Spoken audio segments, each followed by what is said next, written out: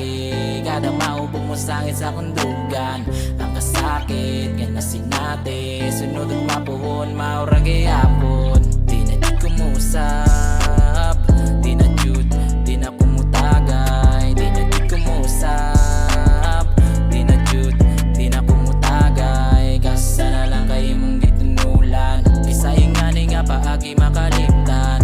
May na lamang makuwaan, ang ginadala nga bukat sa kundugan. Unya tao-tao di na ni masabot, may mong amiga kaya rang jud gagbot. Mukha tao mong hilak, sige raw pasagat. Ang pagkat di managat, nga nun di makadawat. Nga nakakita naglai, munguyab tuwa sa lai.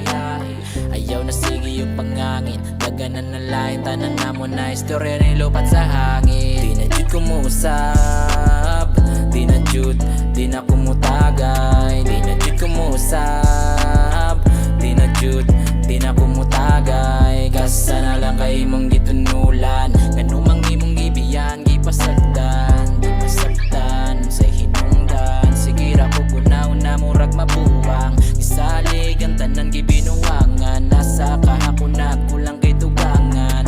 Nalang nako ang alaki, hilaki, aha, kahanga kung manadang ang gatangag. Kalisod, ilimod, tungod si mua na ubog.